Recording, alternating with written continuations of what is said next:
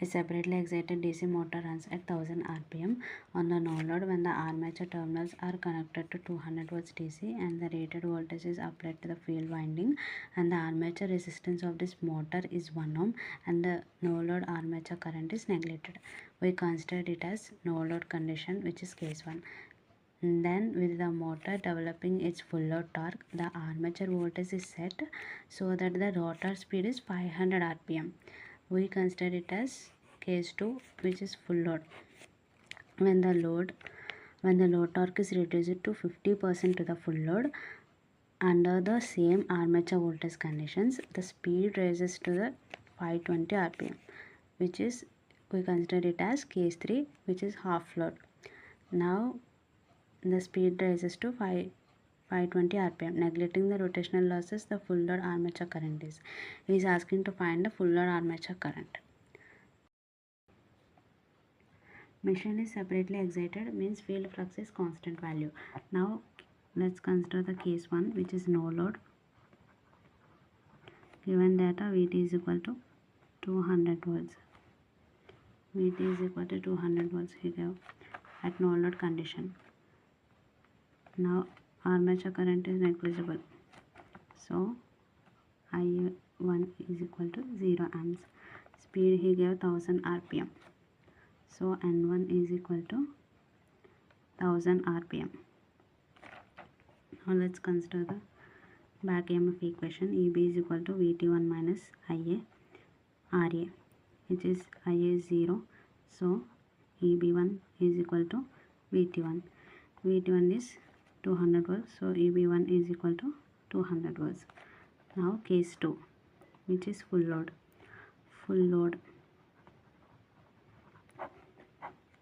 Now he is asking to, now this is case 2, full load. Vt we have to find out the Vt. As load is connected to the machine, definitely some current will draw, which is Ia2. We don't know that value. He is asking to find that full load armature current. We have to find this value, and he said armature voltage is set, but we don't know that exact value. Now let's take torque, which is torque is equal to full load torque, and speed is equal to 500 rpm. Armature resistance Ra is equal to 1 ohm. Now let's take the KVL equation of back EMF. Vt is equal to Vt2 minus Ia2 Ra. And as we know anything in this equation, so we take another equation. Back EMF equation is equal to Vt is equal to Ka by W. As it is a separately excited machine, so flux is constant. So as flux is constant, Ka is also constant, so will be directly proportional to N. Now Eb1 by Eb2 is equal to N1 by N2, which is 200 by Eb2 is equal to 1000 by 500, means Eb2 is equal to 1000. Now substitute the values in this equation.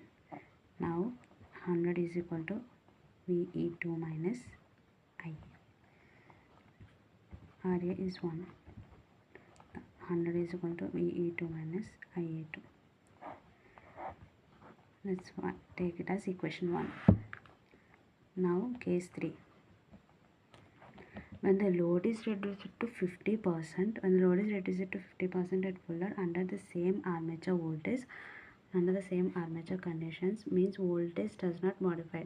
Whatever the voltage we use under the full load condition, that same voltage we are going to take here. It is half load because it is reduced to 50%, so it is half load torque. Third case is half load torque. T3 is equal to half T2 and same voltage condition, so Vt3 is equal to Vt2. Speed is given as N3 is given as 520 rpm. It is 520 rpm. Now Eb is equal to Ka by W. As it is a separately excited, both are constants, so Eb is equal to N.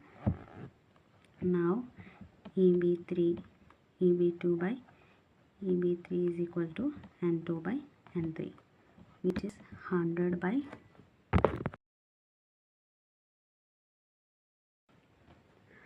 which is 100 by EB3 is equal to 500 by 520.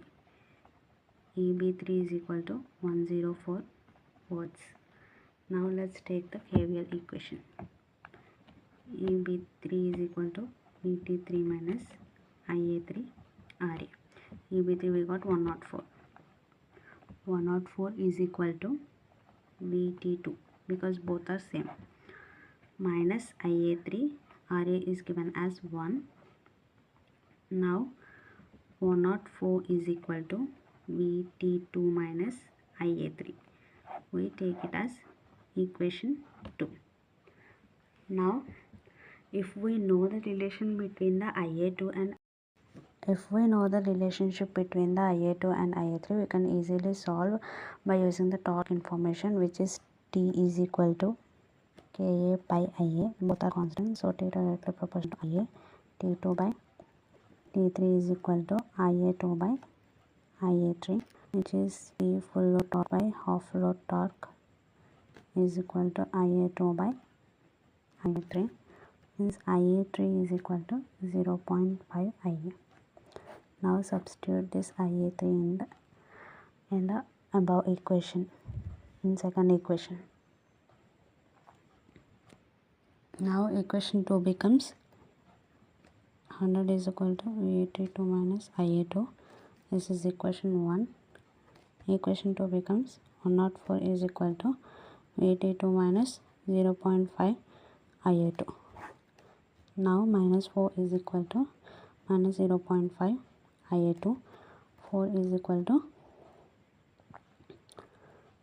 1 by 2 IA2, which is IA2 is equal to 8. Substitute this IA2 in equation 1,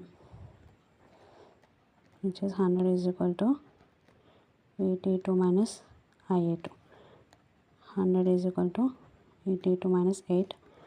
VT2 is given at VT2 we got 108.